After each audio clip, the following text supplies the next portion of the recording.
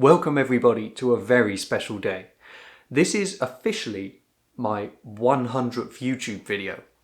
And let me ask you, what is the main difference between an organist and any other kind of musician? Well, most musicians carry their instrument around with them. Even a singer carries their voice around. Whereas an organist has to play all different kinds of machines, large and small. That is part of the thrill of playing the organ, but it is also part of the terror. And in 100 YouTube videos, I must admit, this is the first time ever that an organ has left me speechless.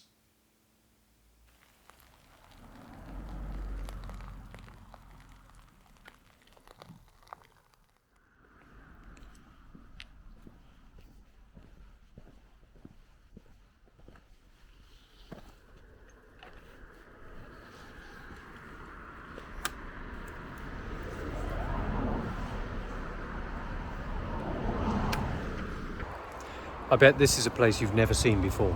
Welcome to St. Nicholas's Church in Leckford. There's a very noisy road next to this church. It's not clear exactly when this church was built, but most of the nave dates from the 13th century, which makes it about 800 years old, I guess. But the church was rebuilt by the Tudors. In fact, it was them who added the bell tower. Apparently at the time it was law to have bell towers, to warn parishioners about the threat of a Spanish invasion. The Spanish did of course launch their armada in 1588. We'll go inside in just a moment, but there's one really interesting feature here I'd like to show you.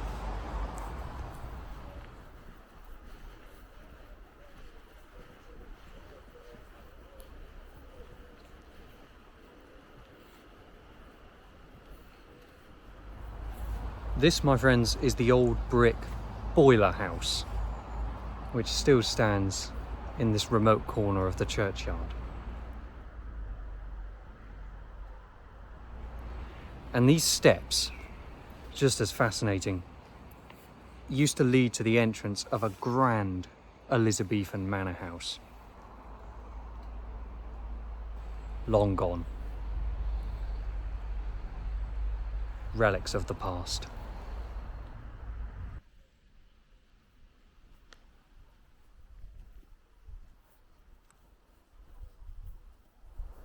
And the scenery around this church is just stunning, isn't it? Whatever the weather does today, I'm glad to be spending my time here.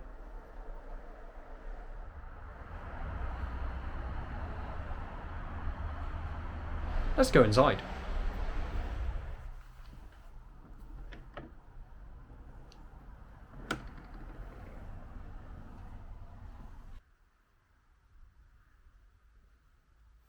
Without wishing to overuse the word beautiful, this one certainly is.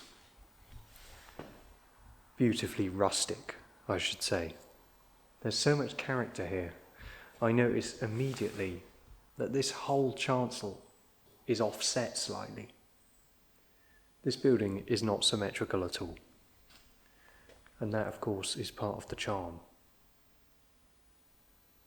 It's unbelievable that there's so much traffic rushing outside on its way between Andover and Stockbridge, and that this building would be passed without people even noticing, when there's so much peace inside here, and more importantly, so much heritage. Looking to begin with at the back of the church, we see some newer features here. These massive columns were only added in the 1930s to support the weight of the bells which were added then, one of which was given by John Spaden Lewis, the founder of the John Lewis Partnership, who have their estate just northwest of the church. He gave the bell in memory of his son. And as we move towards the chancel, things become really interesting.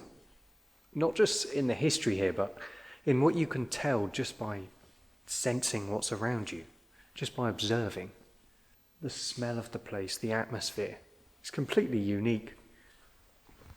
And look at this chancel.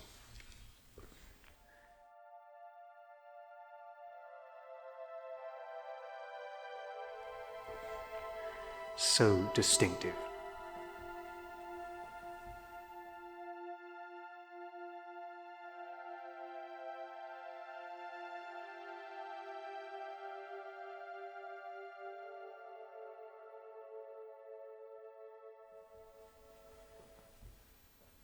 So we have paintings of St. Nicholas and St. Michael on both sides of the altar, and the altar itself is made of medieval stone. But you know, the best thing about this chancel, which you've probably already spotted, is the set of choir stalls. These are not from England. They're 16th century Venetian from an Italian monastery. And it gives this area a completely different character. It's very inspiring for a musician. They were only brought here in the 1920s, but they completely transformed the space. And the chancel is made even more sacred by this screen, which is really unusual here in English village churches. I don't see those very often. Now, something else unusual, very unusual. This is the pipe organ of St. Nicholas Church. It's solemn, it's grand, it's quite compact, but it's perfectly built and designed for this space. It only has one keyboard, you'll see, but there are stops on both sides, suggesting lots of different tone colours. It also has a full-size pedal board. This is a radiating concave pedal board, the best kind. In fact, it means you can play all kinds of organ repertoire. There's also a swell pedal, which is quite unusual on an organ with only one keyboard. I had a comment on one of my other videos recently asking, how do you create a crescendo and a diminuendo on an organ? Surely it's completely flat because you can't just blow more air into the pipes. Well, the answer is swell box. Half of this organ's pipes will be inside a box with shutters. You can just about see them behind the facade. And when you open the shutters with the swell pedal, it lets the sound out. That's how an organ gets louder and softer. So you can be quite expressive playing the pipe organ. This instrument is by James Ivemy of Southampton. I did find a receipt for an organ built in Jersey by the same chap, dated 1925. So it gives you an indication of when this particular organ would have been built, although there's very little information about it. It's so dark that I can only just about see myself, but we have a board-on 16-foot for the pedal board. Great to pedal. Strange that they've said great to pedal because there's only one manual. You'd normally just say manual to pedal. It kind of suggests to me that this organ once had two keyboards. Another feature that's interesting is the wind stop. It could just be a tremulant, but it's very strange to have a tremulant stop on a one manual organ. Tremulants are usually used for solos. In other words, a single line of melody played on, say, an oboe sound accompanied by another keyboard. But if you've only got one keyboard, then the entire organ undulates when you pull out the tremulant. So it just really sounds like a fairground organ, unless you use it very carefully, say, with stringy sounds. But we don't have any strings here, so it's unusual to have a tremulant. So this very quirky wind stop. I have some sad news for you. You might have already guessed.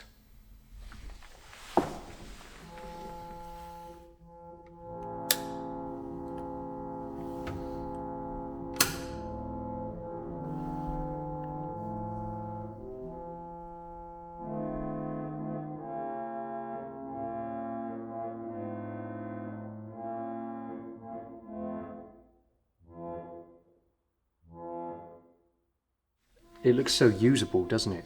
Everything's here. It's not like it's a shell. All of the pipes are up there. How much this instrument would love to sing again. But there we are. My 100th YouTube video and the first organ with no life in it at all.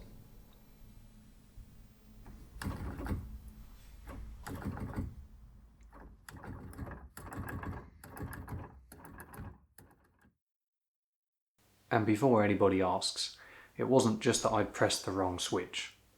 This instrument is dead, and it has been for some time. I go to these churches to find organs, but I also go there to find meaning and stories. And sometimes you don't need an organ to find a story. From the old Italian choir stalls to that lonely boiler house and the steps to nowhere, there's so much meaning in these buildings which is often overlooked as we whiz past in our cars on the way to work. So I wanted to read something meaningful at St. Nicholas's Church, and I chose a tiny snippet from a poem written in 1770 by Oliver Goldsmith. The music playing in the background is something that I've arranged based on the opening of a piece of music by Palestrina, who is an Italian Renaissance composer. And you'll have no trouble guessing where I got the inspiration for that from. Sweet, smiling village, loveliest of the lawn, thy sports are fled and all thy charms withdrawn. Amidst the bowers the tyrant's hand is seen, and desolation saddens all thy green. One only master grasps the whole domain, and half a tillage stints thy smiling plain. No more thy grassy brook reflects the day, but, choked with sedges, works its weedy way. Along thy glades, a solitary guest, the hollow-sounding bittern guards its nest. Amidst thy desert walks the lapwing flies, and tires their echoes and unvaried cries. Sunk are thy bowers in shapeless ruin all, and the long grass overtops the mouldering wall, and trembling, shrinking from the spoiler's hand, far, far away, thy children leave the land. Ill fares the land, to hastening ills a prey, where wealth accumulates and men decay. Princes and lords may flourish, or may fade. A breath can make them, as a breath has made, but a bold peasantry, their country's pride, when once destroyed, can never be supplied.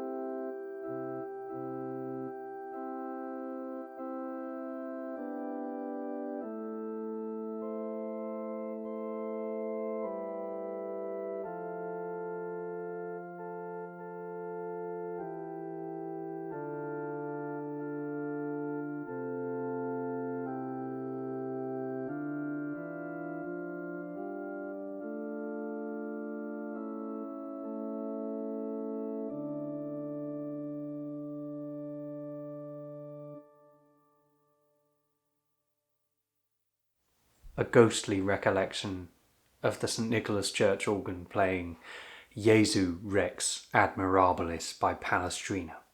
That piece is about 400 years old. We can only imagine what the organ in the church sounds like. And there's barely any information about it or about the build-up. But in the north corner of the church, I discovered a vital part of the story. Wow, I've just found something really interesting here. Wow. In loving memory of Carol Wheeler Ansdell of Leckford Abbas, who died on February the 3rd, 1929, aged 69 years. And John Lewis bought the house in 1928. So he must have been the next owner. This tablet is placed in the church of the village he loved. The altarpiece, the ancient cedilla, and the organ were his gift. So that places the age of the instrument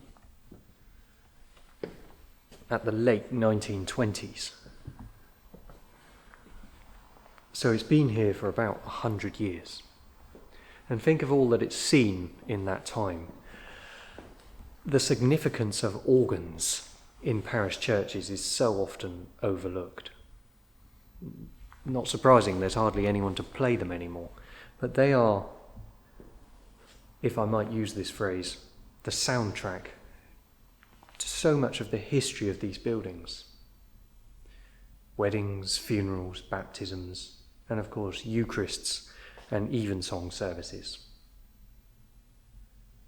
You can't help but feel a sense of loss at seeing it silent. I'm not the only one here who is speechless. Despite my obvious dismay there, that really sums up one of the key reasons why I make these videos. I really wanted to promote village church organs because nobody else seemed to be. And hopefully it will stop too many of them ending up like that one.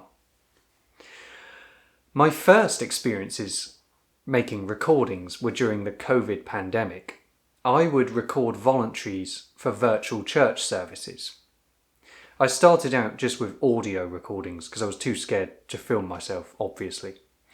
And that moved on to videoing. And finally, I would introduce the piece that I was about to play to try and cheer people up a bit. And this is an example of one of those recordings. In 1840s Paris, a young eccentric organist was causing a stir. Instead of concluding services with something highbrow, religious and serious, he chose to treat his congregations to arrangements of operatic choruses, popular tunes, and his own outrageously tuneful compositions. His reputation soon grew to be even bigger than his own name, Louis James Alfred Lefebvre-Bailey.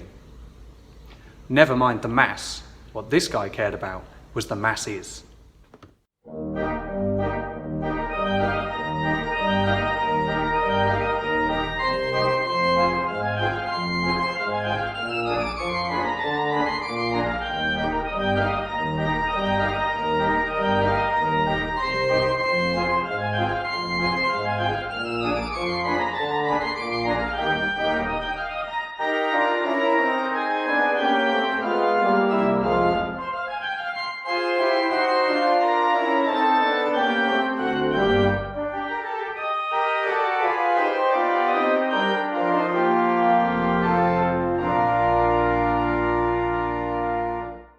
The Utterly Bonkers Sortie in E-flat by Louis James Alfred Lefebvre-Bailey.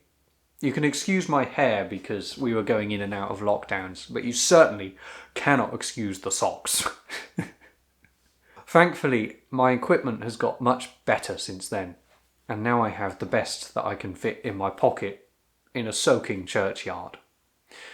I hope you've enjoyed the last 100 or so videos I've produced. It's expensive buying all this equipment and software and fuel, and I don't actually have a day job. I do this all week and it takes me a long time researching to prepare for my videos. The best way to support my work is using my PayPal link, which an American viewer kindly suggested to me a few months ago. It's definitely the safest way, and you can guarantee that the money you donate will go directly to support my work and it won't go to YouTube or anywhere else. While we're on a long-haired theme, I want to finish with one of my favourite pieces of music. This is a piece structured like a good speech. It starts quietly with mystery and intrigue, and it builds to a roaring crescendo. And the message of this speech is to wish you all a triumphant and uplifting start to your new week. So until next time, here's Pack a Bell's Canon.